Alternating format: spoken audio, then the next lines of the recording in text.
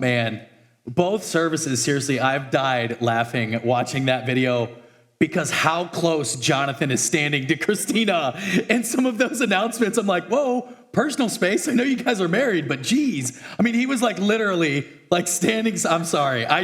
Both services, Jonathan, I don't know if you're here, but wow. Anyway, my name is Dan, and I'm so glad you guys are here with us today. And today I'm excited to jump into week 2 of our series, but first service, I kind of realized something as I was kind of looking out across everyone. I realized that we've got a lot of people that have recently started coming to Icon in the past few weeks, and there's some things that, have you ever been in a house for so long and you've got that old ugly couch, but you just don't even see it anymore until someone new comes in and they're like, oh, wow, nice vintage couch, like you're kind of blind to it. I realize in some ways here at Icon, there's some things that are just kind of normal to those of us who've been here for a while that to a guest, you might go, oh, that's different. For instance, our name, right? Like Icon is this really weird name for a church. And sometimes people look at it. I love getting calls and just letting people flounder. And they're like, yes, I'm calling for Icon. Is this Icon Church? And I just let them stumble for a while instead of like just correcting them right off the bat. And here's the thing. I realized that Icon is kind of an odd name for a church. And when we started this church, in fact, before it ever started, when it was just a group of people sitting in Kelly and I's living room on a couch, and we talked about what we wanted this church to be, what we wanted to embody as a church, as kind of belonging to one another, we chose the name Icon. And Icon's just a Greek word, and it means image. And we chose this because we were saying we believe that every single person is created in God's image. And every single human on the face of this earth is an image bearer of the divine. And because of that, they have inherent dignity and honor. And we need to treat everyone in a way that communicates we believe you're created in the image of God. And that's why we named the church what we did all those years ago. And it's why we've embodied the values that we have since then. And we're just so thrilled that you're here. Our mission at Icon Church, we try to be clear about this and talk about this regularly. Our mission is quite simply just to help people become more like Jesus. That's our goal. That's what we're trying to do week in, week out, throughout the week, is we're trying to help people become more like Jesus. And the reason why, and this kind of gets to the series, the reason why we believe that we want to help people become more like Jesus is we believe that becoming more like Jesus actually makes your world better while it makes the whole world better, right? We believe that following Jesus, we actually believe that it'll make your life eternally better, but we believe in that process, it actually makes this world a better place to live in, right? And this is what Jesus talked about. When he taught us to pray, he said to pray like this, to pray that the kingdom of God would come here on earth, that God's will would be done on earth as it is in heaven. And this is our values. This is kind of why we do what we do. And this is really at the heart of this series called The Art of Living. That we believe Jesus, he had this way of living in the world, that if we would learn that way of living in the world, that it could change everything. And Jesus talked about this. He talked about what this would do and why he came. In fact, he articulates this in John's gospel. Jesus says, a thief comes only to steal, kill, and destroy, but I have come so that they may have life. I want them to have it in the fullest possible way. Jesus wants you to experience the fullness that life has to offer.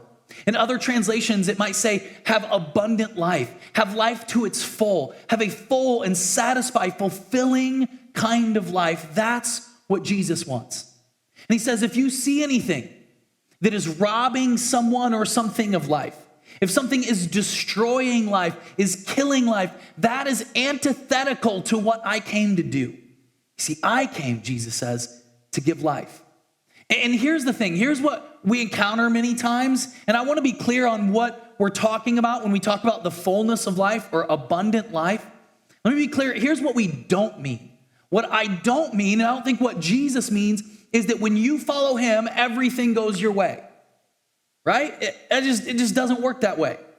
If you've been following Jesus for any amount of time, you know this to be true. right? But sometimes there are certain pastors and preachers and people on TV that will lead you to believe if you say this prayer, right? Many times, if you buy this thing, if you do this thing, then life will go perfectly for you. Everything will go your way, and all you have to do is this. And that's simply not true. That's not true. And sometimes in our more privileged kind of Western culture, we can begin to believe that following Jesus should just make life better, right? That's the good news, that it's going to make everything go my way, right? The gospel, the good news, I follow Jesus, everything goes my way.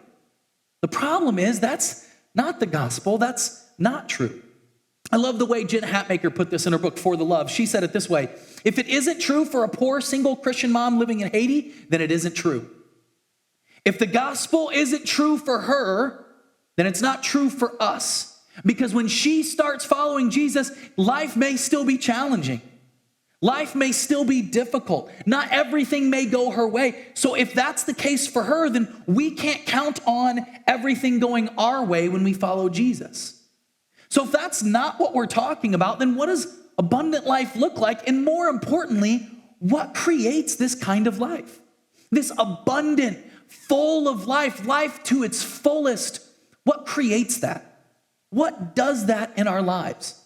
And that's really the purpose for doing this series called The Art of Living, is we're going to look at the things that create that kind of fullness of life inside of us. In week 1, Kelly talked about one way this happens, that it happens in community.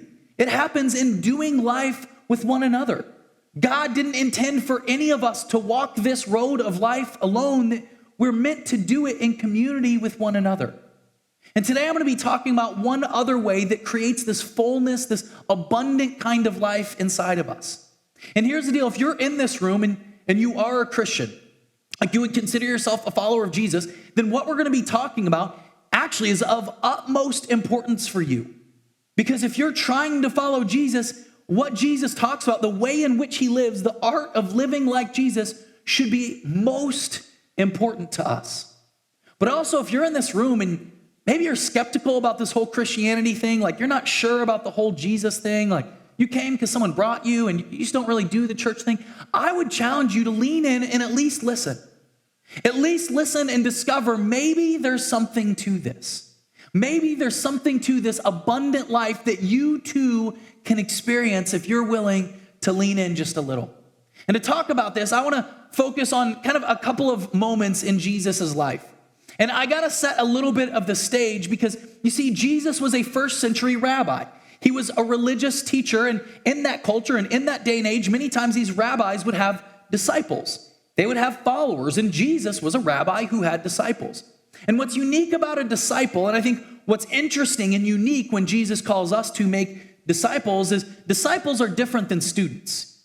You see, a student wants to learn what the teacher knows, right? A disciple wants to actually become like their rabbi. There's a difference. In school, a teacher isn't trying to get a student to become just like them. They just want them to know the material. Well, first century rabbi would want their disciples to become like them. So there's these disciples following Jesus, and they're Jewish, and they believe that Jesus is the promised Messiah of their faith. For them, they were living under Roman Empire. They were living under Roman rule, and they believed that their Messiah, this promised king, would be this political ruler that would kind of throw off the yoke of empire, that would overthrow Rome and quite literally rule and reign in Jerusalem. So these disciples following Jesus around are like, he's our guy. Like if we just kind of ride his coattails, if we just kind of stick close to Jesus, everything's going to go our way. Jesus is going to kick the tail of Rome. He's going to be the king. And if we're close enough, then we get to rule in that empire too.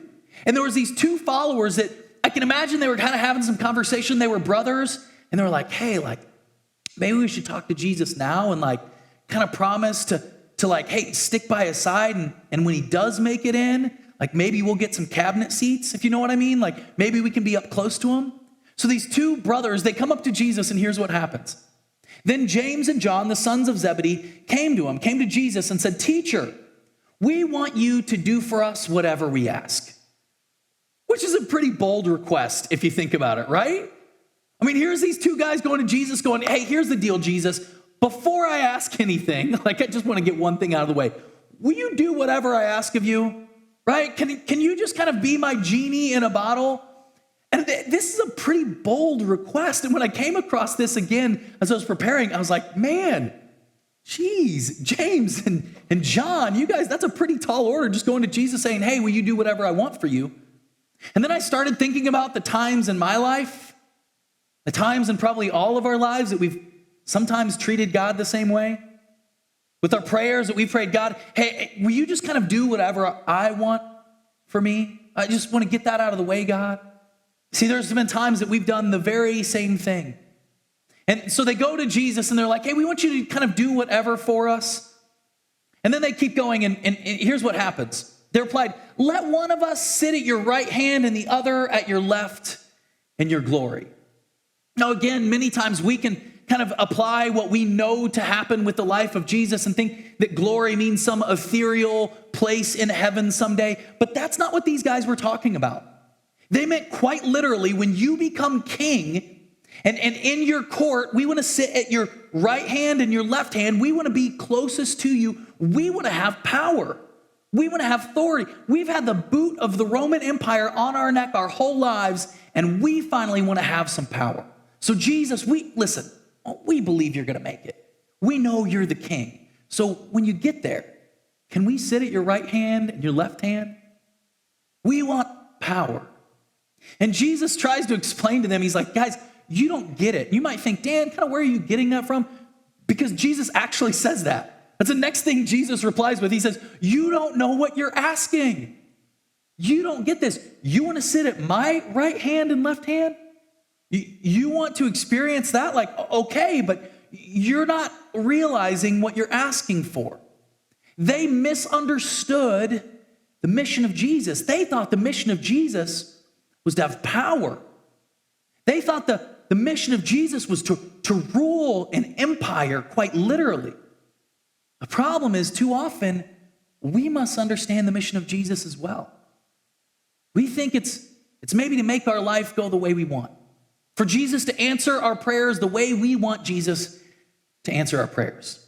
For everything to go, for me to get that job, for me to get that thing, for that everything to work out, and we misunderstand that mission of Jesus.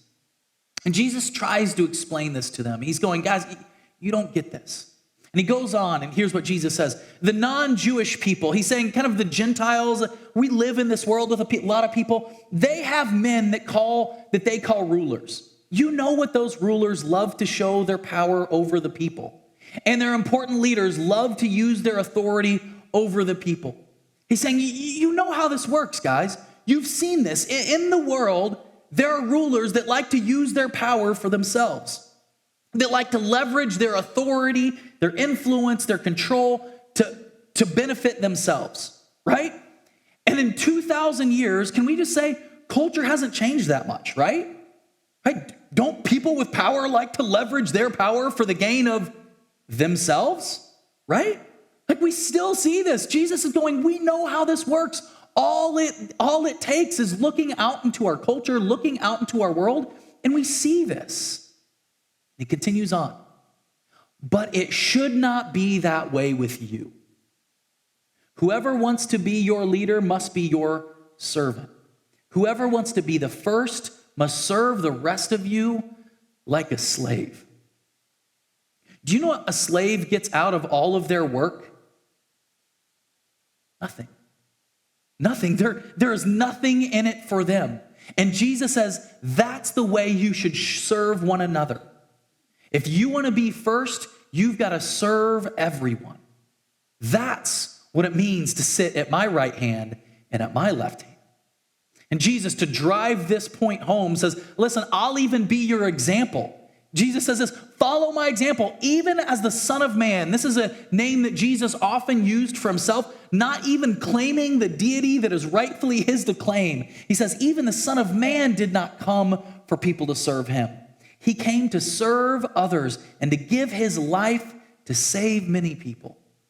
It's like, you watch the way I live. You watch the art of living that I embody. and I will show you what it looks like. He says, we know what the world does, the way the world kind of does things. And essentially, this is the way the world does things. You gain power to leverage it for yourself, right? Isn't this pretty accurate? You gain money, you gain influence, you gain authority so that you can leverage it for yourself. Because I'm out here, I'm looking out for me and mine, right? That's what we do. We leverage it for ourselves, and that's the way the culture does it. And Jesus is saying, that's how they do it, but not so with you. If you want to follow me, if you want to follow my way of living, if you want to experience abundant life, what I want you to do is leverage power for the gain of others. Leverage power for the gain of other people. Don't just try to gain power for yourself. Leverage everything you have for someone else. And in this, you begin to experience the fullness of life Jesus is talking about. And we've experienced this, right? Like we've seen this, we've felt this, maybe in small ways. Maybe there's something that someone always really wanted and you got it for them and you saw that joy in their eyes and that fullness you felt in your heart. That's what Jesus is talking about when we've embodied this. Just this week, I saw a video that had gone viral years ago and it popped up again. There was a homeless man in a subway car and another man walked up and the homeless man was shirtless and he gave him the shirt off of his back. And what do we say when we see things like that? It restores my hope in humanity. Because there's something about that we go, man, if we could embody that, it would change the world. And Jesus said, yes, absolutely. And there's large ways that we can do this, and there's small ways we can do this. And Jesus said, even in the small things, there is a reward. Jesus, he put it this way. He said, if anyone gives even a cup of cold water to one of these little ones who is my disciple, truly I tell you, that person will certainly not lose their reward. He says, you will experience that abundant life, even if you give a cup of cold water. There are small ways and there are big ways that at the end of the day, we receive life to the fullest when we embrace this way of service. When we learn to leverage what we have for the gain of others, not looking for self-interest, but finding ways to live in a way that blesses one another.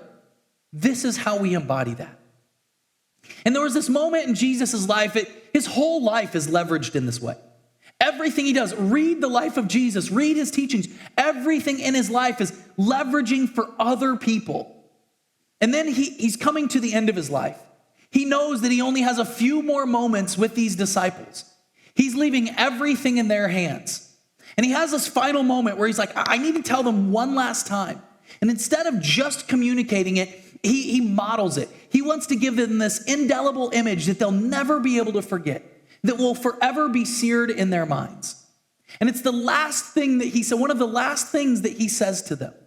He's having this final dinner meal. And it's like that, the final thing when you leave, like maybe you have like young children, and you're about to leave them with the babysitter, and you're trying to think of like the last thing you want to tell them. It's like, listen, if you forget everything else, don't bite your brother, right? Like whatever that thing is, like whatever's most important, like please just obey, just listen to your grandma and grandpa, right? Whatever it is, that final thing that you want to say, that means a lot.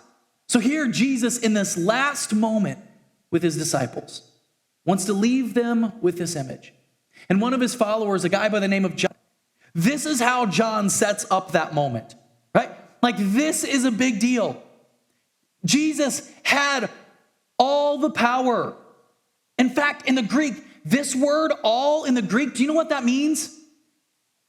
It means all, right? Like it's everything, right? Like everything was under Jesus's power. Jesus had come from God and was about to return to God. So in light of all of that power that Jesus had, that's how the story sets up. So Jesus, realizing he has all the power in the world, here's what happens. So he got up from the meal, took off his outer clothing and wrapped a towel around his waist. After that, he poured water into a basin and began to wash the disciples' feet, drying them with the towel that was wrapped around him. See, it was cultural practice of that day when you would come into someone's house, especially if they were a wealthier person, they would have a servant in that house, and it was the servant's job to wash the feet of the guests that came in. See, back then, they didn't have nice roads, post road being excluded. They didn't have nice roads that were paved like we do now. They didn't have shoes like we have now. They were dirt roads, and they were sandals and open-toed shoes. Their feet would be filthy. And Jesus says, in light of all the power I have, I'm going to take on the job of a servant and wash my followers' feet. And at first, his followers protest. They go, no, Jesus, you're going to be king. We just got here to Jerusalem. Like, you're about to rule. You don't do the job of a servant. No, we'll find someone. Listen, I'll wash someone's feet. Listen, you're not going to do this. And Jesus says, no, you don't understand. In fact, Jesus says, you can't be a part of the life that I'm doing unless I do this for you. So they say, okay. He washes their feet. And he finishes, and with dirt and mud still on his hands, Jesus says this: now that I, your Lord and teacher, have washed your feet, you also should wash one another's feet. I've set you an example that you should do as I have done for you. Very truly, I tell you, no servant is greater than his master, nor a messenger greater than the one who sent him. He said, you're going to be my messengers in this world. You are my followers, and you are no better than I am. And if I, with all the power in the world, have taken on the job of a servant, so you also should take this on. And then he reminds them, and he tells them what will happen if they actually live this out. And this was true thousands of years ago, and this is true today. Jesus said, now that you know these things, you will be blessed if you do them. He's saying, you're not ignorant of these things any longer. You know this to be true. And if you actually walk this out, you will be blessed. You will experience the fullness of life. You will experience abundant life if you actually just live this out. This is true. That if we want to embody this art of living, if we serve one another, we will experience that blessing, that fullness of life. In fact, when we leverage our power, our opportunity, our privilege, and our resources for those without, we experience abundant life. We do. This is what Jesus came to do, is to show us this new way of living in this world. Jesus came to create a new humanity among us. And here's the deal. There are so many ways we can do this. We have so many opportunities before us. There are huge things that you can do that would change lives forever. You could sign up to be like a child advocate for CASA and change some child's life. You could be a foster parent. You could mentor someone. You could give to the poor. You could support this organization or that organization. There are so many things that we can do. But I've noticed, here's the deal many times. Here's at least what happens with me, is I'll go to maybe a sermon. I'll go to a church and I'll hear something like this. And in my head, I'm like, that's good. Yeah, that's true. Yeah. And then you know what happens? And then I go home and life's just busy, isn't it? Like there's work, there's friendships and relationships, and maybe there's school for you, or, there's a spouse, or there's these friends. And then of course there's Netflix. Like there's all these things in life that just fill up life, and life just gets busy. And we tend to forget and to not put into practice everything that we just said, man, that's really good. Yeah, we should do that.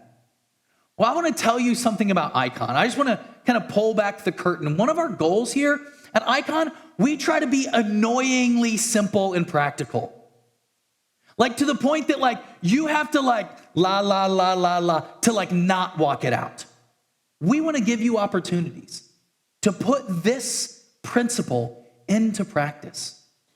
This idea of serving one another, regardless of your position outside of this world, but to come into a room like this and to serve one another. And here at Icon Church, we have an opportunity unlike we've had in a very long time. We need you. We need each other to serve here at Icon more than ever before. Are all those other organizations important? Yes, do those. But we can't facilitate those here at Icon.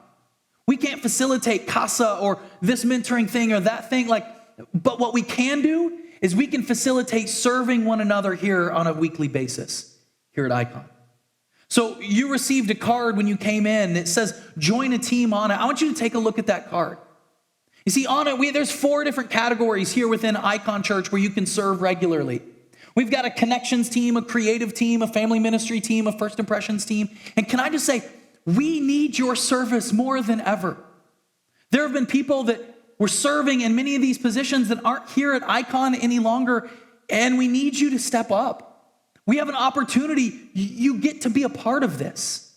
If you've started coming to Icon recently, we need you more than just to sit in a chair, but to serve one another. Like, for instance, we need people on our host team. Listen, if you can smile and you mostly like people, we can use you, right? Like, if you can smile and shake someone's hand and say, welcome to Icon, we need people on the host team doing that. People helping with things like offering. When we do that reverse offering, you get to be a part of facilitating that. We need you there. Maybe you don't like people. We can use you behind the scenes, right? Like if you're like, man, I don't like to be out in front of people, and we need people to help with the stage team. We need people helping in productions. Maybe you don't know how to run sound or lights or video or anything like that. If you have a teachable heart and you're willing, we can use that. Maybe you've got some creative skills, photography, videography. We need help there too. We could leverage that. Maybe you love social media and you love Facebook and Instagram, and I'm like social media ignorant. We could leverage that. We could use that to help spread this message in our community. We need people willing to serve and to invest in our family ministries team.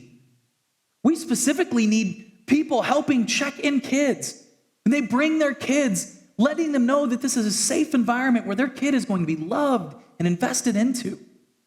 People serving with the youth, realizing that the kids and the youth, they're not the future church. They're not the church of tomorrow. They're the church of today.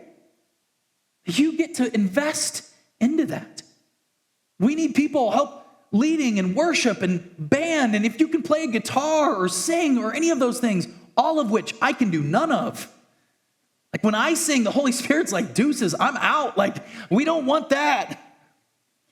So we need you. Would you leverage your opportunity? Would you leverage your time?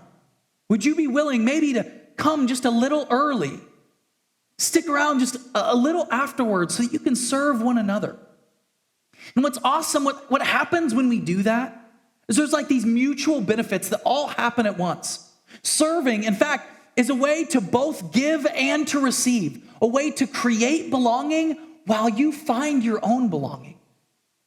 You'll get to know people in this church that you've never met before. Build relationships serving alongside people. Maybe for you love coffee and you're like this coffee snob. We need your coffee snobbery. Like we've got trust me, we can use that. Whatever you have, God has given you these gifts and abilities. We need that here at Icon. We need people even midweek. Maybe you've got some time midweek and you can pray for people or follow up with people and thank them for coming. So would you do this? Would you take a look at that card? And would you consider maybe filling that out and saying, you know what, I'll show up to serve. I'll show up to belong, but I want to be clear. Here's what we're not asking. I'm not asking you to serve some organization. I'm not even asking you to belong to an organization. Like when you serve here, you're not serving like a 501c3. You're not creating belonging to this organization. What I'm asking is for us to belong to each other. We're not asking you to serve and belong to this organization we're asking you to serve and belong to these people. In fact, do this. I know it's a little weird, but I want you to look around. Seriously, look at the people around here. And I get it. I know it's kind of awkward. You'll like make awkward eye contact with someone and then like dart your eyes away. I know, it's fine. But look around. I'm asking you to serve one another. I'm asking you to belong to each other. That's what it means to be a church. Not to just check in for an hour once a week.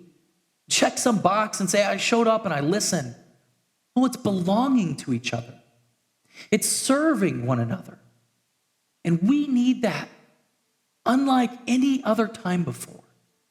So I want you to get out that card. It looks like this. It just says join a team. And if you don't have a card, we've got host team people that will be in the back. They have a card that they can run to you. If you don't have one, we can get you one. But would you consider signing up to join a team? And on here, you can just put your name, your phone number, and your email as legibly as possible. Maybe check some boxes that you're interested in. And if you're not sure, you can check the box that says, help me find a team. And after service, on the way out, take that card, and there'll be a couple of round tables on your way out. And here's the other thing we're asking, to kind of clear up our database and find out who's still around that's wanting to serve. Even if you're already serving here at Icon, we want you to fill out a card too. In a perfect world, it would be 100% of us filling out a card. Those of you that are already serving say, yes, I'm still here to serve. I'm not going anywhere. Like maybe it'd be an opportunity. If you want to check out another area of service, you can say, I want to also learn about this area. And if you're a regular here, or you're starting to make Icon Church your home, would you join us? Would you embody this art of living by serving one another and experiencing that fullness of life when we serve one another? That is the art of living, leveraging what we have for the gain of those around us. So would you follow Jesus in that way? And fill out this card, and on your way out, just drop it off, and we'll be in touch with you. We'll connect the dots. You don't need to know how to do different things. We'll train you. We would love to have you join us as we belong to and as we serve one another. Amen? I want to leave you with one final quote that I came across as I was preparing for today. It's a quote by Mother Teresa. And she said this, the life of service that she lived, she said, give your hands to serve and your hearts to love. Icon Church, would you give your hands to service? And would you give your hearts to loving one another as Jesus loved us? We're going to sing one final song. I'll pray for you, and then we'll sing a song. Kelly will come up and dismiss us and give us next steps. Let me pray for you.